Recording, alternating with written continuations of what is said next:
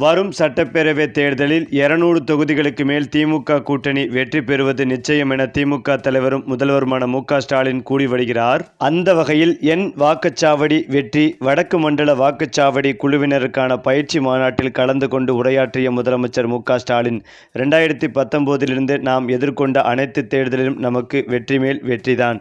அதுவும் சாதாரண வெற்றியல்ல, சதிகளை முறியடித்திய சரித்திர வெற்றி. ஒவ்வொன்றும் எதிரிகளை கலங்கடிக்கும் வெற்றி. இந்தியா முழுவதும் எந்த ட்ரெண்ட் இருந்தாலும் தமிழ்நாட்டின் நிரந்தர ட்ரெண்ட் பிளாக் அண்ட் ரெட் தான், கருப்பு சிவப்பு தான். 2026 சட்டமன்ற தேர்தலிலும் நாம் தான் 7வது முறையாக திமுக ஆட்சிதான் வரப்போகிறது. திராவிட மாடல் 2.0 ஸ்டார்ட். இதை நான் ஆணவத்தில் சொல்லவில்லை, மிகவும் அடக்கத்துடன் மிகுந்த பணிவுடனும் நம்முடைய அரசு செய்திருக்கும் சாதனைகள் மேல் நான் வைத்திருக்கும் நம்பிக்கையில் சொல்கிறேன். அனைத்திற்கும் மேல் உடன்பிறப்புகளான உங்கள் மேல் இருக்கும் நம்பிக்கையில் சொல்கிறேன். உங்களை போன்ற நிர்வாகிகள் தொண்டர்கள் இருக்கும் போது வெற்றிகளை தவிர வேறு எதையும் பற்றியும் நாம் யோசிக்க தேவையில்லை. உங்களை வழிநடத்தி உங்களுக்கான டாஸ்கை ஒப்படைத்தாலே போதும். மீண்டும் உதயசூரியன் ஆட்சி உறுதி உறுதி உறுதி. 2021 இருந்ததை விட தமிழ்நாடு முழுவதும் நமக்கான வரவேற்பும் ஆதரவும் இப்போது கூடியிருக்கிறது. 2021 தேர்தலில் இதையெல்லாம் செய்வோம் என்று சொல்லி ஆட்சிக்கு வந்தோம். இப்போது சொன்னதை தாண்டி செய்து கொண்டிருக்கிறோம். அதனால் கெத்தாக மக்கள் முன் நிற்கிறோம். அதனால் மெத்தனமாக இருக்காமல் களத்தில் தொடர்ந்து உழைத்தால் சென்ற முறை அடைந்ததை விட பெரிய வெற்றி 100% சாத்தியம். 2024 நாடாளுமன்ற தேர்தலில் நாம் வாங்கிய வாக்குகளை சட்டமன்ற தொகுதி வாரியாக பார்த்தாலே தெளிவாக தெரியும். நிச்சயமாக 2026லும் 200 தொகுதிகளுக்கு மேல் நாம் தான் வெல்லப் போகிறோம். அதற்கு ஒவ்வொரு வாக்கும் முக்கியம். நம்முடைய ஆட்சி காலத்தில் ஒவ்வொரு குடும்பமும் நிச்சயமாக ஏதாவது ஒரு வகையில் பயன்பெறும்படி நம்முடைய திட்டங்கள் அமைந்திருக்கிறது.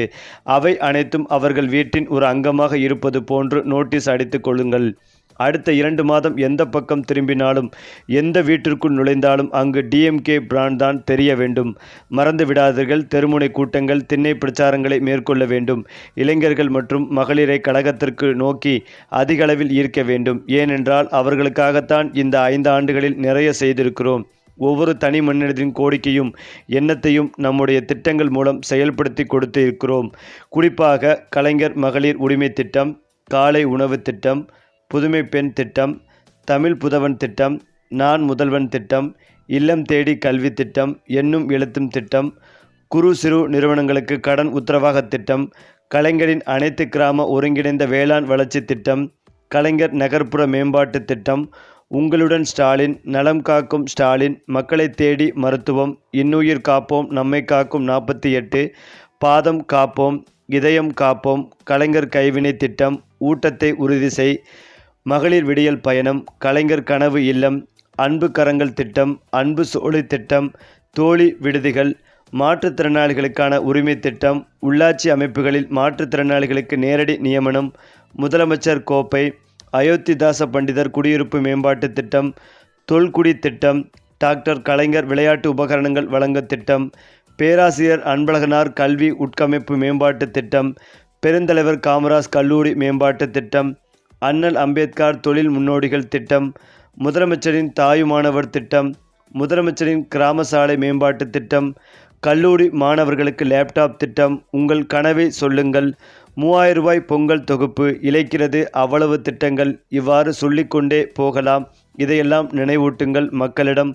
மக்கள் நலத்திட்டங்கள் எந்த தடையும் இல்லாமல் மக்களுக்கு கிடைக்க வேண்டும் என்று நாம் அட்வான்ஸாக செயல்படுவதுதான் இப்போது டாக் ஆஃப் தி நேஷன். தமிழ்நாட்டுக்காகவும் தமிழ்நாட்டு மக்களுக்காகவும் பேசுவதற்கு துணிவில்லாமல் முதுகெலும்பில்லாமல் கொத்தடிமை சேவகம் செய்து கொண்டிருக்கும் பழனிசாமி எனக்கு சவால் விட்டிருக்கிறார். எந்த பழனிசாமி இன்றைக்கும் ஒரு அரசியல்வாதி எப்படி இருக்கக்கூடாது என்பதற்கு அடையாளமாக சோசியல் மீடியாவில் வலம் வந்து கொண்டிருக்கிறார்.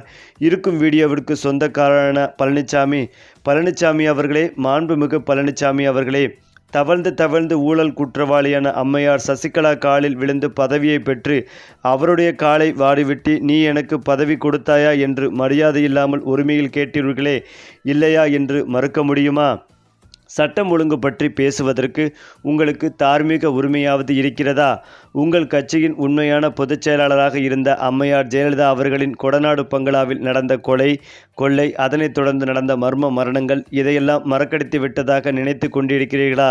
பொல்லாத ஆட்சிதான் பழனிசாமியின் ஆட்சி என்பதற்கு பொள்ளாச்சி பாலியல் வன்கொடுமைகளே சாட்சியாக ஆறாத வடுவாக இருக்கிறதே.